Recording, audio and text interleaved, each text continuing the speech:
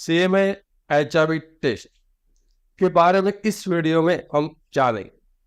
सबसे पहले CMA HIV test का इस्तेमाल किस कारण से होता है।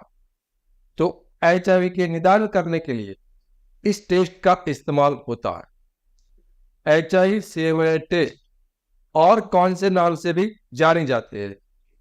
यह test HIV combo, HIV DO, HIV ELISA fourth generation and HIV P24 antigen plus antibody के नाम से भी जानी जाती है।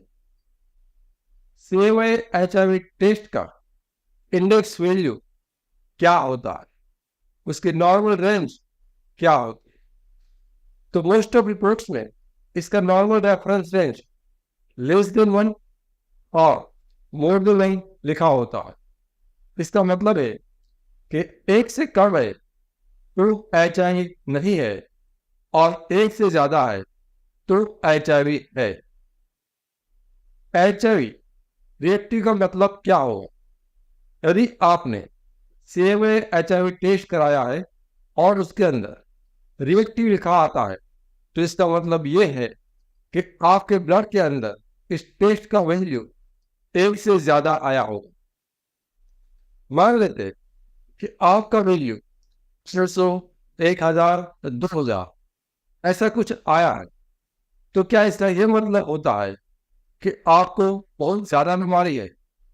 तो नहीं, यह टेस्ट का इस्तेमाल सिर्फ और सिर्फ HIV है या नहीं उसके लिए किया जा सकता है। हमारी बीमारी कौन से स्टेज में है, गंभीर स्टेज है या नहीं, वह इस रिपोर्ट से पता नहीं चल सकता। आपका वैल्यू 2 आया हो या 200 आया हो या 2000 आया, सभी का मतलब एक ही है, HIV है। इस HIV टेस्ट का एक्यूरेसी क्या है। यदि आपका टेस्ट पॉजिटिव आया है तो आप एक पॉजिटिव रिपोर्ट के आधार पर कभी भी HIV पॉजिटिव का ट्रीटमेंट चालू नहीं करते हैं। हमेशा HIV पॉजिटिव रिपोर्ट्स को अन्य रिपोर्ट से कंफर्म करना होता है। आप अन्य किसी भी किस्म का 2 रिपोर्ट करा सकते हो, वह चाहे HIV टारगेट हो या कॉम्बैट हो या HIV ELISA हो, और ये रिपोर्ट पॉजिटिव आते हैं, फाइनली कंक्लूजन में आएगा कि HIV की बीमारी है और उसके बाद ही HIV का इलाज चालू होगा। CMA HIV टेस्ट का विंडो पीरियड कितना होता है। तो याद रखें, CMA HIV टेस्ट का विंडो पीरियड 45 डेज यानी कि 45 दिन होते हैं। यदि आपका कोई जोखिम का घटना घटी है, यानी कि कॉन्डम फट गया है या बिना कॉन्डम सेक्स वर्कर से या मसाज पार्लर से या अन्य कोई व्यक्ति से आपने फिजिकल रिलेशनशिप बनाया है, शारीरिक संबंध रखा है, तो आपको HIV हुआ है या नहीं हुआ वह जानने के लिए आप 45 डेज के बाद 45 दिन के बाद CMA HIV टेस्ट करा सकते हैं। यदि आपका रिपोर्ट कराया है और रिपोर्ट में नॉन रिएक्टिव आया है, HIV CMA test non reactive है, तो क्या आपको दोबारा रिपोर्ट करने की आवश्यकता है या नहीं। जब आपके खून के अंदर वैल्यू 1 से कम आएगा तब रिपोर्ट के अंदर नॉन रिएक्टिव लिख के आएगा। HIV CMA टेस्ट का एक्यूरेसी क्या होता है। तो इसकी एक्यूरेसी काफी ज्यादा है और आपने विंडो पीरियड के बाद ये रिपोर्ट्स कराया है, यानी कि 45 डेज के बाद ये टेस्ट कराया है, तो आपको दूसरा और कोई टेस्ट कराने की जरूरत नहीं है। CMA टेस्ट फॉल्स पॉजिटिव को रूल आउट करने के लिए दोबारा टेस्ट करना होता है, लेकिन CMA टेस्ट फॉल्स नेगेटिव के लिए आपको दोबारा कोई रिपोर्ट करने की आवश्यकता नहीं है। आपका एक ही रिपोर्ट फाइनल माना जाएगा। अक्सर लोग पूछते हैं कि HIV का रिपोर्ट कितनी बार करना होगा, या हमने रिपोर्ट करा लिया है तो कितनी बार HIV का टेस्ट कराए। तो याद रखिए, सिर्फ एक बार का टेस्ट कराना है, विंडो पीरियड के बाद कराना है, और उसके बाद आपका रिपोर्ट नेगेटिव है, नॉन रिएक्टिव लिख के आता है, आपका वैल्यू 1 से कम है, तो आपको दोबारा कोई टेस्ट नहीं कराना है।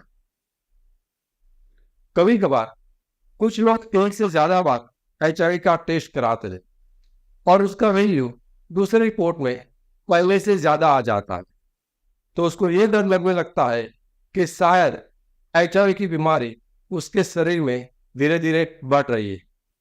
लेकिन याद रखिए, आप एक रिपोर्ट कराओ या 5 रिपोर्ट्स कराओ, जब तक आपकी रिपोर्ट का रिजल्ट 1 से कम आ रहा है तब तक आपको HIV नहीं है और आपको डरने की कोई आवश्यकता भी नहीं है।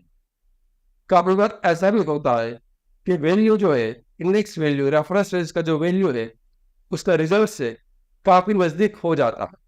यानी कि मान लीजिए किसी का रिजल्ट 0.85 आया, तो उसको ऐसा लगता है कि उसका वैल्यू 1 से काफी नजदीक है, तो कहीं मैं HIV से नजदीक तो नहीं हूं। तो याद रखिए, ऐसा नहीं होता है। यदि आपका वैल्यू 1 से कम है, वह चाहे 0.1 से लेकर 0.99 तक कुछ भी हो, तो इसका एक ही मतलब होता है, आपको HIV नहीं है। यह टेस्ट का खर्च कितना आता है?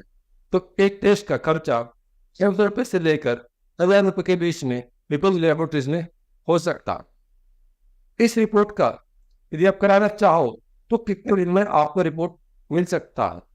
औसतन 1 से 2 दिन का वक्त लगता है रिपोर्ट मिलने में, लेकिन लेबोरेटरी के वर्कलोड के आधार पर ये वक्त कम या ज्यादा भी हो सकता है।